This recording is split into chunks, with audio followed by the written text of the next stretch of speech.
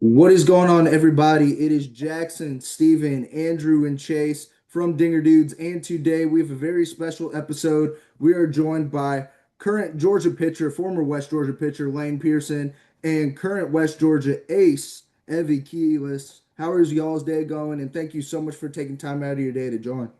Yes, sir. Of course. We're doing well, man. Good, Appreciate good. you for having us. Yes, sir.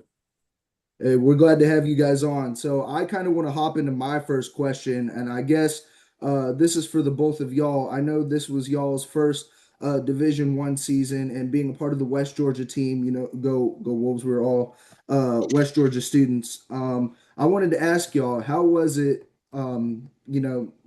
Participating in your first D1 season compared to other seasons previously during your collegiate career. Um, it's a lot of talent. I mean, both of us have played at the D1 level elsewhere. We've also played junior college, but I mean, the ASUN's a great conference, man. Every single team has good coaches. Every single team has good players. A lot of good talent, and it was a lot of fun getting down in Florida. And then we play every team twice in our conference, which is unlike a lot of conferences. So you see the same guys a lot. And it was really fun. It was a good time. Really Yeah, competitive as well. yeah. Kind of piggybacking off what Lane said. We had a good group of guys. It was a fun season overall. Got to play really good competition, Tennessee, Georgia. So kind of got to see those places and went down to Florida. So really cool season overall. It was an incredible and it was an awesome and a joy to watch you all this season. We got the opportunity to cover and call some West Georgia baseball games, and I know Steven over here had some amazing calls, especially with both of you guys on the mound. So I want to kind of toss it over to Steven if he has his first question ready. So Yeah, like I said, I want to just piggyback off of what Jackson was talking about. You guys played some teams that it was very exciting for us to watch because y'all were playing teams like Tennessee, Georgia, Georgia Tech, and I'll be honest, like y'all played incredible against them. I mean, obviously you dropped them, but at the same time, I mean, like to step up and play teams like that. Just I want to get your mindset about like what it was traveling to those places and like just the big step up you guys had at playing teams like that. I'm gonna let him start because he started all Yeah. those games. Well, with me, I kind of started off starting Tuesdays, then moved down to the weekends. But I was fortunate enough to start those games, Tennessee, Georgia Tech, and Georgia. And it was just a really cool experience overall, just with the fans and everything. The crowd, the atmosphere was really cool, kind of showing up to SEC ballpark, seeing what that's all about. So it's for sure a dream come true. And I really had a good experience overall. Yeah, watching these guys play on Tuesday, and I was a weekend guy, so I didn't throw those games, but those it was awesome watching those guys compete, watching Evie start against those guys. And it was also nice watching like Evie compete out there, all the other guys out there. We're just as good as them. I think we lacked a little bit in depth this year, but I think like our guys that we were running out there were giving us a shot every game, and it didn't matter who we were against, and it was a lot of fun. And like you said earlier, I think the how close our team was played into that a lot. Like when you have good camaraderie, like you can hang with sometimes talent that's a little out of your league, if you will. Yeah. I mean, like I said, the one game that sticks in my mind was the Tennessee game. You Yeah. guys were so close to like pulling off an incredible upset against the Volunteers. But yeah, I mean, just incredible. Like I said, for y'all's first, like for West Georgia's first year in D1, you guys really showed up this year and showed out. But Yeah. I'm going to go ahead and throw over the question to either Chase or Andrew if they have something they want to ask you I guys. can I can take one. I think I have a pretty good follow-up question for that. So I know like with every new season, like y'all said, you already had y'all's prior experience to Division One baseball playing in junior college. But with every season, no matter where you're at, I know you're kind of facing new challenges, some different situations and scenarios, and you're always learning new things. Your game's always evolving. So to the both of y'all, I want to ask, like coming off of this previous season, what's probably like the biggest step up you would say y'all took in y'all's game? What's like the biggest thing you learned? For me, really, it was just like the scouting report, like the detail that teams would put into like each weekend and each midweek game. Like after you threw a couple times, I mean, man, they had everything about you. They knew what you were going to come out, what you were going to do, and same thing with the hitters. We knew their tendencies and what they were trying to do in the box. It was just that's kind of a step up. I know a lot of sometimes junior colleges won't do some things like that and stuff like that. So that was really the cool thing for me. And then playing the same teams again twice, like the scouting reports really stood out, and you've seen those guys twice quickly back to back in a month. So like that side of the game really stood out to me. Yeah, for me, I feel it's like kind of the fall, kind of leading up to the spring. Practice times are a little bit different from JUCO. You know, you get unlimited practice times in JUCO, so sometimes you can be out there 6, 7 hours depending on the coach you get. But kind of like getting the guys together, getting in the weight room, getting stronger, kind of getting healthy and getting ready for the season. I feel like that takes a big charge into everything.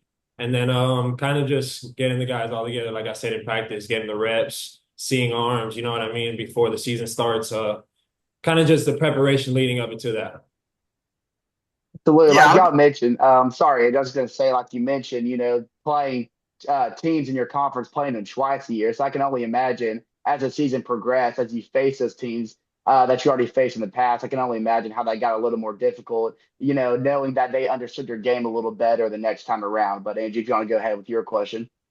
Yeah, I was just gonna say, first off, I want to congratulate you guys for the season you are coming off because you did have some wildly impressive games. That Tennessee game on the road against the defending champs, you had that 4-2 loss, very tight battle. Even that game in Tech, the offense produced a lot of runs. And then Chase, my brother and I took a trip to Athens to watch you guys play Georgia, and that game got really close for a while, so that was a lot of fun. But I mean, I think something that I think about a lot when it comes to collegiate sports and just college athletes in general, because I wasn't one myself, and I've got two sitting right in front of me. So I just want to ask, what is something that people don't see about the grind of being a college pitcher throughout the course of the season? Yeah, I mean, the grind is something different. I mean, waking up every day, 6 o'clock, 5 o'clock in the morning, having to go to weights, and then, kind of getting the nutrition in, breakfast, school, kind of weighing all that out. It's tough, but it's for sure something that if you love the game enough, you're going to do. And I feel like for me, I love this sport enough. This is really what I've been growing up to do. So every day when I wake up, kind of thank God and you know what I mean, go through the day knowing that, okay, I have another chance to compete today. I'm gonna go work and go get what I have to get done through the day. Yeah, 100%. I'm gonna piggyback off what he said. Like the early mornings, I mean, you're at it all day. You got to do schoolwork in between. Then you're at the field for a long time, and then I can speak for me and him. We'll go get extra work pretty much every single day. So it's pretty much all day, every day. I guess that's something that people don't really take into account. But yeah, I mean, it's a job, and we put a lot of time into it. And it definitely shows, man. The results are definitely there. So, yeah, definitely want to congratulate you guys for the season you are coming off. And best of luck to what you guys have in front because I know y'all have a lot of exciting things going up. Lane Pearson, I know you chose to be UGA Bulldog now, so I know you've got a lot of anticipation to be on an SEC mound. And, I mean, again, I know I graduated this past semester, but I'll definitely be attending more baseball games to see how the Wolves do again. So, I'm excited for this fall. I know you guys are as well, but, yeah. So I know it takes a lot of heart and grind, though. The results are definitely there. Yes, sir. Appreciate that. Absolutely. Now, I actually have a question, kind of piggybacking off of that. It's a two-part question, one for Evie, one for Lane. Now, Lane, we had a previous episode with Carter Deerdorf, and we kind of spoke with him previously about, leaving, going from West Georgia to like an ACC school. In your case, you're going to an SEC school. What was the mindset and behind choosing your next destination for college baseball? And then for Evie, you're sticking with West Georgia. And what's your mindset going into this next West Georgia season after West Georgia has one season of Division One baseball under their belt? Really for me, if I was gonna stay in college again, hopefully I play pro ball, was to just find the best coaching staff available. And I really like what Wes Johnson has to offer. And I think he's one of the best, especially when it comes to pitching. I mean, he was with Paul Skeens at LSU. He has a great track record, so that's what I was looking for. Oh, Uh-oh. Oh, we got some TD So, hey, technical Technical difficulties. difficulties, man. these Gotta are the love things it. that you don't prepare for. So, Jackson, take the floor. You got some jokes for us? I don't have Hey, any jokes. I've, Well, I've now got a this is joke. I've got a joke. Let's talk about this haircut. What's going on, Jackson? Brother, what's going on, brother? Did you ask for the fade? But then, like, at the same time, bro, keep the Yo, hair up. When you got the hair down like that, oh my goodness. hey, I think we got them back. They're connecting. we Sorry, got him boys. back. My computer just died Hey, man, not out a at the Oh, house. problem. Happens to the it's best of us. Dude, it, that stinks. I'm sorry. I'm gonna set us up on my phone and prop us up in the same way. That's Hey, cool, All go man. ahead, good, man. Not a brother. Oh, problem. it's all good. It Yeah, my happens. bad, man. We We do what we we have got it to on the do. charger, but I guess the Zoom meeting was taken out before. Dude, we have had our fair share of technical difficulties ourselves. We know the struggle. It's all good, Yeah. man. All right, I appreciate y'all. You think I can Oh, get no the problem. question again, please? Get What the was question that? again? Yeah. Oh, yeah. So I wanted to ask you, you have one season of West Georgia Division One baseball under your belt. You're sticking with West Georgia. What's your mindset going into this second season of West Georgia baseball in Division One? Right. Well, I mean, West Georgia, since I got here, it's kind of treated me. I mean, I love this place. I found the home to this place and everything around it, the campus, the students, the athletes. It all made me feel like home, especially coming from far. So for this second season, we at UWG just looking to be a leader, looking to do really good on the field, whether that's on the weekend, whenever the team needs me, and then obviously just creating a good bond with my teammates and winning more than 20 games, which is possible for us, and getting Yep. into that ASUN tournament and possibly winning it. We saw a lot of promise from the West Georgia baseball team, and I believe we can make the ASUN. We're winning the ASUN this season. I'm the only Absolutely. one from this Dinger Dudes crew that's still going to be at West Georgia. They're all graduated, so I get to see. I'm going to make sure I book a ticket to DeLand, Florida. So I'm Absolutely. I'm going to Let's see the go. ASUN conference tournament. Yeah. I But can. Yeah, Steven, man. if you or Andrew. I was just gonna say, I can promise you, if y'all made the ASUN tournament, I will book a trip Absolutely. down there I'll Oh, be you'll myself. see there. us there. I'll be there. Oh Absolutely. yeah, Yeah. But I got faith in absolutely. these guys. I think they're going to be in Deland compete for the championship here very soon. Absolutely. and we were talking about teammates. I'm just curious, because I know we had Card Yurdoff on last week, and we've got you guys here this weekend, and I know we plan to continue to hopefully reach out and get more and more UWG baseball players on here. But is there any particular teammate that you would say had the biggest impact on you? And this can go for either one of you guys. I'm just genuinely curious. For me personally, I would say a guy like Cooper Prince. Cooper Nice. worked extremely hard day in, day out. I grew close with Coop.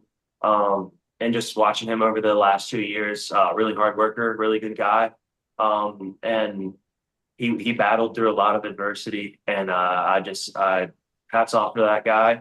And it showed all season long that that's the guy he is. And I think people overlooked him at times, and I think it was so awesome to go out there and prove people wrong this season. And great guy to have on your team. Yeah. Oh, that's a big one.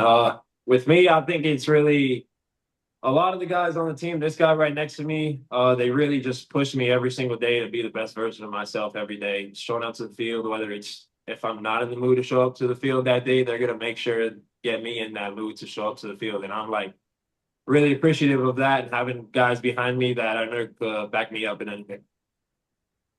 Sure, man. I know it's important. I know it's important to surround yourselves with the right teammates, and it does certainly seem like you've got a strong connection there. So, really happy to hear that. But, Steven, I think you had a question that you were going to ask. Well, look, I mean, every time we have a guest on and we get an interview going, we always have to ask the fun questions. Oh, yeah. So I'm Mhm. gonna go ahead and step in. I'm gonna ask a fun question real quick. I want your guys' opinion on something. I want you both to collectively give me your Mount Rushmore for your best pitchers. So that's four of the top pitchers. Like it could be your favorite. It doesn't have to be best of all time. Just four pitchers that inspire you to be on the mound. All right, I'll go first. So I'm gonna start with my Mount Rushmore. Um, Not saying that Max Scherzer is the best statistic pitcher of all time, but for me, he's definitely one of my four. Watching him pitch when I was younger, growing up for the Nationals, I'm a Virginia guy, Nationals fan. Watching him pitch was like unreal growing up. I respect it. Kind of the demeanor and everything he brings to the game. Like I fell in love with that as a kid, and like the energy he brings to the game and how competitive he is. I feel like I bring something similar to that when I pitch. So that's definitely my one that will always be my favorite. Um, I think Randy Johnson's another guy you got to put on the Mount Rushmore of pitching. I mean, he's Absolutely. humongous. Throws 100 from the left side from the dugout pretty much. I mean, he was unreal. Um, I want to go Greg Maddux here just because he was one of the guys that, Velo wasn't really his thing, but just like that command and the art of pitching that he really had mastered was just pretty much unreal to watch. Not watch, but like going back and watching that kind of stuff because obviously he was before I was born, but he was fantastic. And then another guy like going back and watching is Pedro Martinez. Like stuff is off the charts. Threw the ball so hard, and his stuff was great. And just the moxie on the mound with him was awesome. But if I were to throw a fifth in there, it'd definitely be Nolan Ryan. Love it, man. That's a respectable list. Yeah. For me, I think my top one right now would probably be Mariano Rivera. Just growing up watching the Yankees, guys from Puerto Rico. I'm also from Puerto Rico, so it's kind of see the resemblance in it. He loved the pitches. And then another guy will be another Hispanic, Pedro Martinez. Just great pitcher all around. And then one guy that I really think right now is going to be soon the best pitcher, I think Paul Skeens. Yeah. Oh, for sure. Love I watching agree Paul with Skeens that. pitch. I think he's going to be the next up for sure. Yeah, man, I would not want to be in the batter's box for any of those pitchers. But man, Yeah. Paul Skeens, I think you're right on the money, man. He's got the stuff to really be a top ace in the game for a long time. So yeah, great, respectable list on both sides. Thank you for putting Greg Maddux in there. That's my all-time favorite pitcher. So I appreciate you putting that name, man. He's great. But Chase, I mean, you got any other question for him? I I didn't do. hear anybody. I didn't hear any. I'm sorry. I didn't hear them say Bryce Elder. I just. Oh, I'm sorry. come on. I kind Get of out threw here. me for a loop. Get out of here, man. No, I'm I'm feeling some joking. Braves bias over there, but it's all right. No, I can't No, defend them. I can't defend that, man. I'm Even sorry. Braves I can't. fans don't like it. I'm sorry. That's rude. That's rude. But Hey, look, hey, I have another fun question to ask. This is something else we'd like to ask during interviews. It's a personal question, too. I know as you're growing into the game of baseball, everybody's got their favorite athlete to watch. And for you both as pitchers, I'm sure y'all had y'all's favorite pitcher to watch, that y'all maybe tried to model y'all's game after. So I want to ask, did y'all have like a certain icon, a pitching icon that y'all tried to model y'all's game after? I wouldn't say that I tried to model my game after my like idol, I guess. One person that I really enjoy watch pitching though is Corbin Burns because he throws a really good cutter, and I kind of Absolutely. like watched when I was learning how to throw the pitches that I throw now. I took a lot away from a guy like Corbin Burns. Awesome. Yeah, for me, I think it was just growing up, kind of picking and choosing what I wanted to kind of add to different guys. So I would watch pretty much everybody, and I'll see what I like here, what I like there, and kind of just throw it into everything I got. And I mean, that's pretty much how I showed up. That's a schedule, man. I love it. Yeah.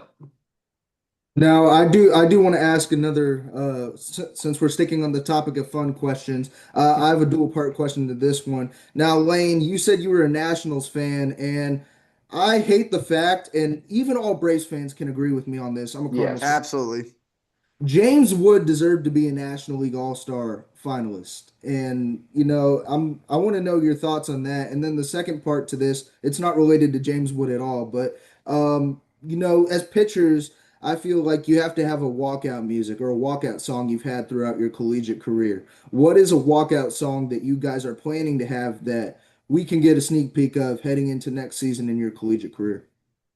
So for the Nationals part first, James Wood, young guy, great seeing him do well and seeing young guys that came up through the Nationals Farm League like doing well.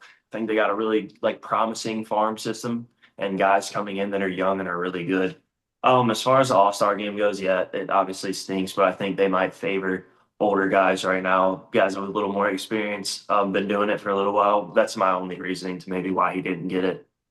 But walkout song, past few years I've done Stranglehold by Ted Nugent, and I'm probably gonna keep that. I really like that song. I love the guitar at the beginning. Love that song.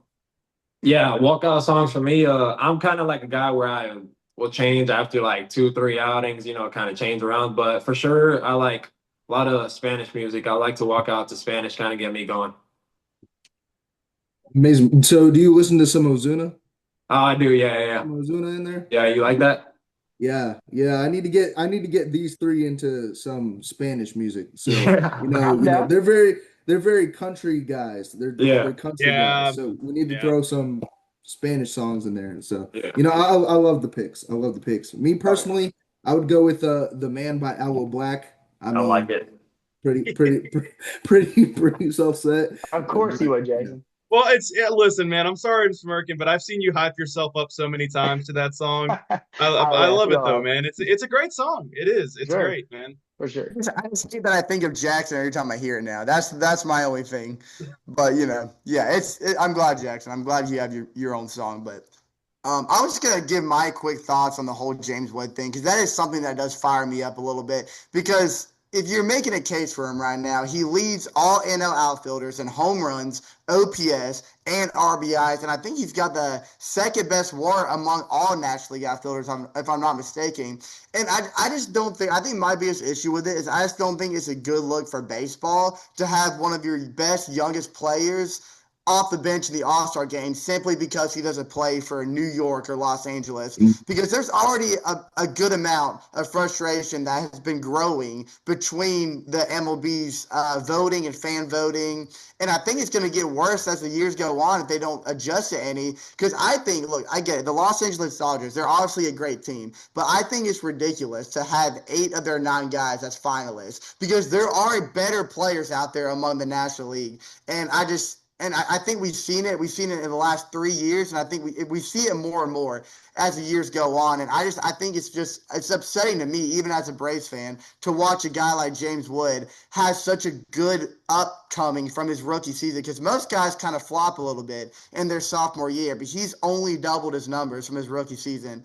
So I really hate it for him, and it also goes to show how much of a fleece that trade between the Padres and Juan Soto was. Because remind you that they did acquire James Wood as part of that Juan Soto trade, and I mean we've all seen how that's turned out. But yeah, I hate it for James Wood, but that's just my 2 cents on it. I'm just a guy behind a mic, so that's my words. Mhm. Well, look, But real quick. Sorry. We talked about the James Wood fleece. Can we talk about one more thing because I feel like Chase is going to really have something to say about this. The Oh yeah. shortstop side, Ellie De La Cruz, leads pretty much in every offensive category when it comes to shortstops in the National League. Isn't a finalist. I think that's completely Mm-hmm. ridiculous. I think he's been playing incredible baseball this year. I think he deserves to be at least a starter for the National League team. What do you guys think? I like I that mean, take. uh, oh y'all go Sorry, ahead. real Y'all go quick. ahead. Yeah, if y'all guys want to start, if Lane. Oh, I was just saying I like that take. Yeah. Ellie De La Hey, Cruz, really fun player to watch. I love Yeah. watching Ellie every time he's on the field. I if second that. there's if there's one thing that I've learned heading into this baseball season, like during the off season, is I didn't realize how much hate Ellie De La Cruz actually gets. And I think it honestly is ridiculous. Now, I do know the one downside to his game, especially last season, and it really hasn't really fixed yet. He's a strikeout machine, and I completely understand that. He's a little aggressive on his approach, and it causes him to be a little too antsy at the plate, I feel like, especially the off speed. Low off speed pitches, he doesn't read very well, and that he strikes out a lot. And that I understand. But his average has bolstered from the last 2 months of baseball than it was the first couple weeks. So, Defensively, one of the best shortstops in the game. He has a lot of power to his swing. Home run numbers are projecting to double what they were last year. He's huge with runners in scoring position. Has a great batting average with runners in scoring position at Cincinnati. I just feel like, with the numbers towards the top, I mean, if you look in the National League side, shortstops are running a little thin. There's not really a lot of shortstops in the National League that are playing fantastic baseball. But I think if you're looking at one of the better ones, if not some of the best ones, Ellie Dog Cruz is definitely up there. fair. So that's my take on it. Absolutely fair. now I actually do have another fun question. Sticking to my last question, I talked about walkout songs that you guys have had during your collegiate career. Before a game, every single athlete has to have like a playlist or songs they listen to prior to the game to get them hyped up. Is there any like artists or songs that you guys listen to during this season that you had in your playlist? Oof. Yeah, I kind of listen to a lot different kind of genres, but Lil Shimmy, I like Lil Shimmy a lot. He's an artist from back home, and then I'll listen to like some Bad Bunny probably or some El Alfa. Maybe some Ozuna. I'll throw in some Ozuna in there. Yeah, yeah, I'll throw in some of that. But anything just to kind of get me hyped, ready to go. For me, I also listen to a few types of music. For me, it's normally rap and like some rock kind of mixed up together. All types of different artists. Lil Baby's pretty big pregame. Some Gunna probably, and then it could honestly go all the way to like Metallica as well. So, but I do have like a probably like 50 songs that I will cut on before I start. Yeah, me personally, when I was playing baseball in high school, for freshman year, I listened to just straight country. They set me in right field. I mean, I barely played. I'm not athletic. This is why I'm behind a mic and I'm on a Zoom call right now and not playing D1 or D2 or D3 or JUCO baseball. But that's kind of mindset. But when Steven was in high school, he listened to some Frank Sinatra and Okay. Michael Jackson during his oh my gosh, dude, you're so funny. Yeah, no. In case you guys don't know, I'm born in 1998, so that's why I'm an old head. I'm unk. But yeah, man, I like listening to my country, but I also like branching out a little bit. Um, God, man, like I'll be honest with you, man. I was in the hip hop phase. Like I had Lil Baby, I had Yeah. Migos. Oh my God, any Migos song like got me hyped up between like back when I was in high school too. Yes, Migos was sir. the go-to. Hey, Absolutely. look, y'all wouldn't really know it, but look, if y'all look through my playlist, I'm a huge 80s, 90s guy. I love 80s, 90s rock, AC/DC, Def Leppard, Bon Jovi, all those type of guys. So I love the Metallica pick. I'm big into Yeah. Metallica as well. Yes, sir. I But just, for yeah, oh, sorry. Andrew. Well, I was gonna say, I'm gonna swing it back to the MLB a little bit. I just want to, because this is something that we obviously like to talk about. Last episode, we talked about, halfway through the season, what are some teams that are sitting around the 500 mark right now that we think could possibly elevate into the postseason on a big second half splurge or whatever. And it kind of sparked a little bit of some controversial debate. So I'm actually going to ask you guys, either one of you guys can start. Is there any MLB teams right now sitting around that 500 mark that you think can find themselves in the postseason by October? Um, And the Braves can be an answer, by the way. I mean, So can the honestly, Cardinals. I don't the think so. Braves are a reliable pick. I mean, they got a lot of guys back there healthy this year, and I think they're a team that's comfortable playing in the postseason, and they're comfortable playing in that wild card spot and making it in. It's not new to them. They've been in and around the playoffs for a long time, so I think Braves is definitely a safe option there. I'm not sure about Philly's record, but I last time I checked, they were around that 500. So I just feel like Philly is a really good team in the postseason. If they get in, you Absolutely. never really know what you're going to get out of them. That's a good thing, yeah. Well, the Mets just got swept by Pittsburgh. So at this rate, I Yeah. think the Phillies are going to walk away with that division. Yeah. Not to mention that they're playing some very consistent baseball all throughout their order. And Bryce Harper is set to come back this week, so that's only going to make them even stronger. So Philadelphia is definitely a team to be scared of. Yeah. I mean, yeah, the only thing that we have to look forward to as a Braves fan is the fact that we do get Profar back and Is on that something to be Wednesday. excited about? So I mean, that's hey, look, man, he's been killing it in AAA. I mean, don't get me wrong, the PEDs are one thing, but at the same time, like he's been hitting the baseball. He's been like he's had like I think he's got 5 home runs in AAA Yeah. from like the starts that he's had. So and then also, man, Chris Sale's probably going to be back in 2 weeks. So Yeah. it's a rib injury. Hopefully, it'll only be 2 more weeks till we can get him back as well. But I don't know, man. Like right now, it's just it's inconsistency. It's inconsistency. That's my Braves rant for the day. I think I've had enough because that game today was a rough one. Yeah. Yeah, it was.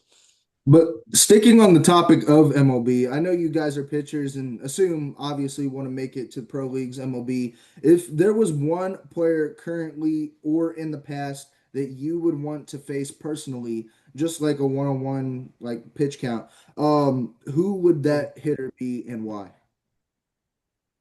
Ish. For me, I would say it was probably be Otani right now, just because not a lot of people can say they really got him out. And if I was to get him out, I can say that. So it's probably not going to be the easiest thing, but for sure, someone I'll probably want to put myself up to. Yeah, I would go something similar there, probably like a Mike Trout or Otani kind of guy, and just see what I got. I Well, gotta this say, is oh, sorry, Jesse, you got.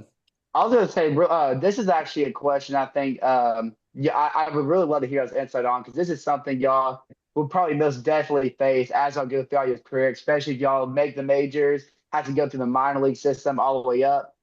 is the new system of the head tap rule. If you want to review pitches, I want to know your take on it as a pitcher. Doing that would in some way take away the human error portion of the game to a certain extent because you only get a limited number of reviews if you get them correct. So as a pitcher, are you for that, or is that something you're leaning towards maybe against?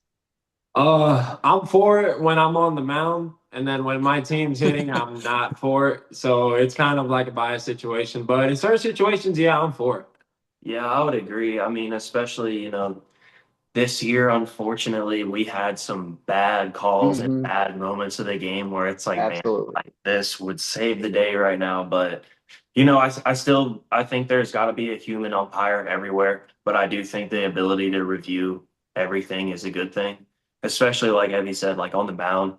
There'll be certain pitches you throw and it'll be in a big spot and they call it a ball and you're like, holy cow, dude. But that would be nice to have. I think they obviously there needs to be a limit to it, like they already have put in Mhm. place. But I think there definitely should be some sort of ability to check. I like that idea. I Yeah, I like the completely agree. system. I like the system that's in AAA right now. I think you get three Yeah. opportunities throughout the game. And I like the fact that, like you said, I'm totally against a full-on automatic, ball strike system. I feel like every umpire should still be human, but at the same time, when you get Angel Hernandez behind the plate, I would like to have the opportunity to have the chance to, tap on the head because I don't want a ball that's like thrown up at eye level and it's called a strike. I mean, and I have no chance to challenge it. Yeah. That's like a unique aspect of baseball that I love is that like with every new home umpire that you face, you kind of have to adjust to their strike zone, and it kind of changes a certain approach to the game. And I think that's a unique extent of baseball. But at the same time, you're going to have those moments where, especially in the bigger moments of the game, that's something people got to remember that if this system does come in place, it's not like that you're going to review every call that might have been a little outside or inside the strike zone. It's only going to be used in the big moments of the game because you only get three attempts. So I think that would be okay. It keeps the human aspect alive, but it doesn't make it to the point where it could ruin the game for you. Agreed. I think it would be good. I'm personally like I don't know if you guys saw the umpire throw out Kevin Schnall game 2 of the World Series, the College World Series. I I think it did, would be yes. I think it would That be was awful. pretty I think there would be a lot of I think the automatic ball system would be humbling for some umpires in college. I think some of them show by like certain schools, you go to certain areas, certain umpires know certain people, and I think it would be humbling for some of them that kind of make it about themselves rather than just helping the game move along. Love umpires, love great umpires, but I don't love the ones that make it about themselves at all. Absolutely.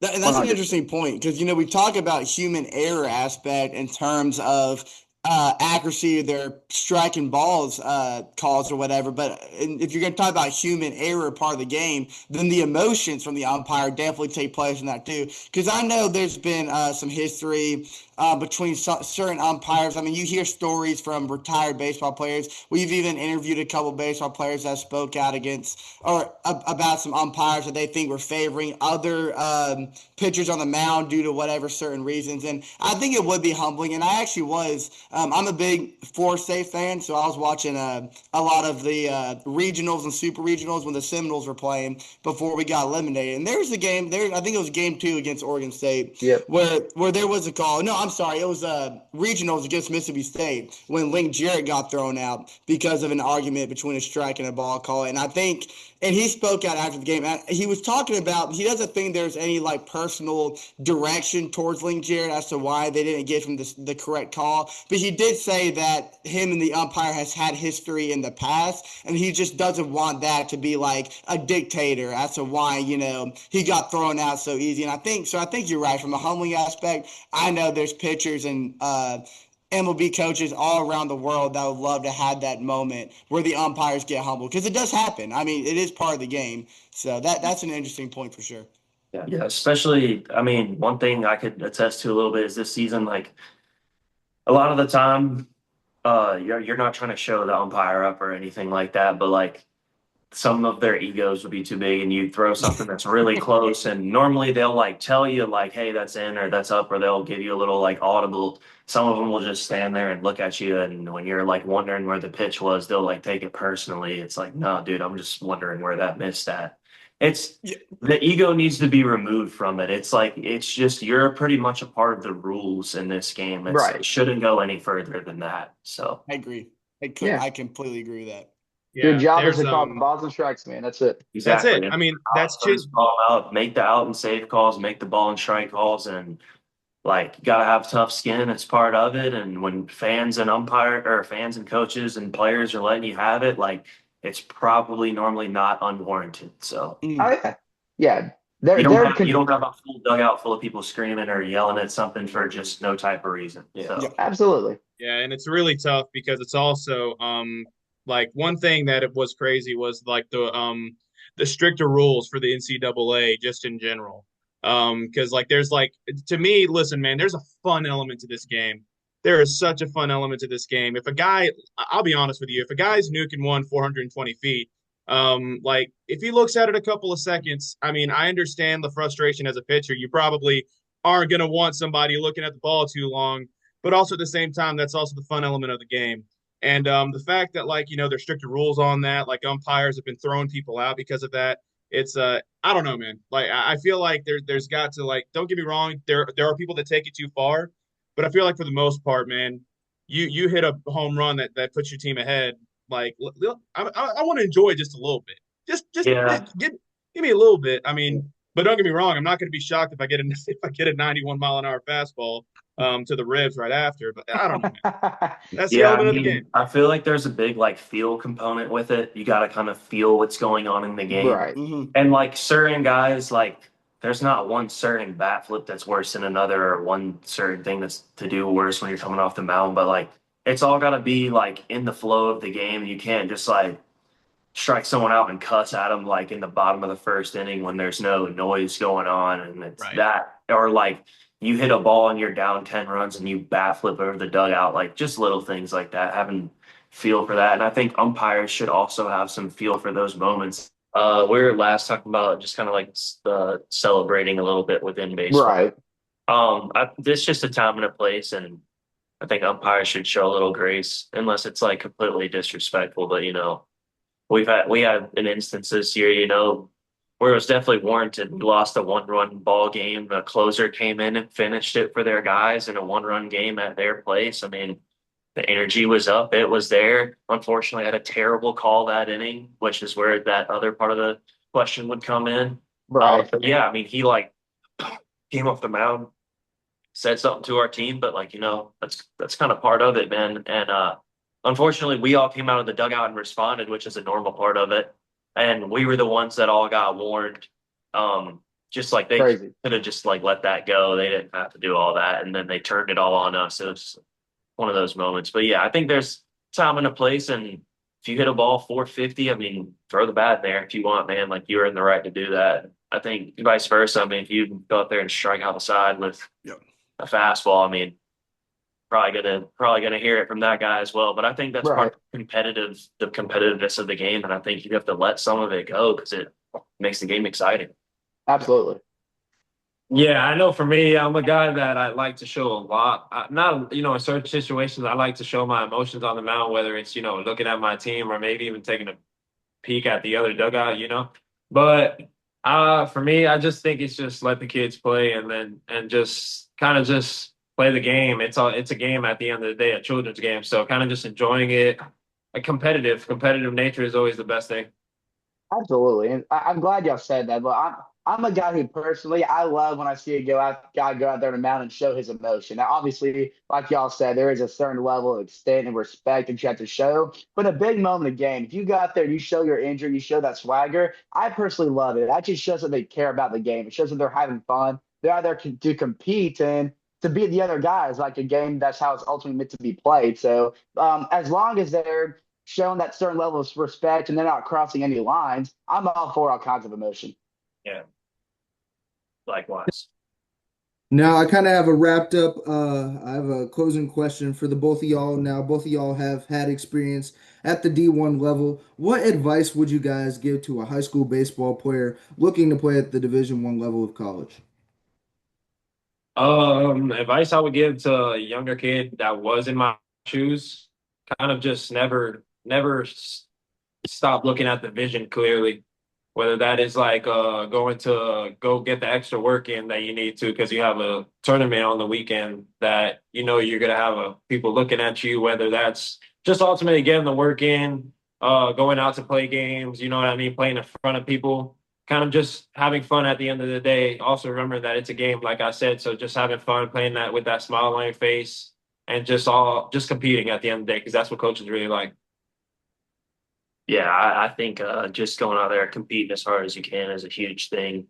Another thing I would really emphasize to a high school kid is just the size and strength component.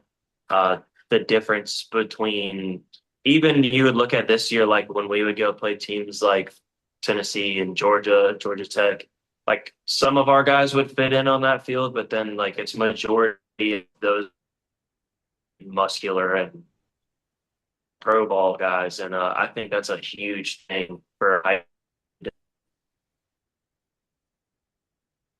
and the weightlifting and falling in love with it too. And then the last thing I would say, kind of, I just started going to facility myself. Just don't get wrapped up too much in the analytics side of things. Like at the end of the day, like it's still a game and you got to go out there and compete as hard as you can. And I think a lot of people get too caught up in the analytical side of things. Like, man, like the TrackMan numbers is not going to produce a certain result every time. Like, you got to go out there and play the game the right way. And it was played for a long time with no data. So there's a great way to play the game without knowing any of that kind of stuff. And I think don't care about that stuff as much and care about the kind of person you are and the work you put into it, the process, and compete hard. Yeah. Yeah, it's great to hear that advice from two players like yourself who have had experience at the D1 level, and I know a lot of high school baseball players. They look at like the collegiate contracts. They look at the destination of pro ball itself. But it's great to hear that perspective from people who have lived it yourselves. Now, unfortunately, that's all the time we have today. I would like to thank Lane and Evie for their time out of their day to join us here at Dinger Dudes. Make sure to stay tuned next week. I believe we have Jacob Bowman, also from the West Georgia baseball team, coming on next week. So, but for Evie, Lane, Jackson, myself, Chase, Andrew, and Steven, we will see y'all next week. Yes, sir. Sir, thank you for having us. Yeah, thank you, sir.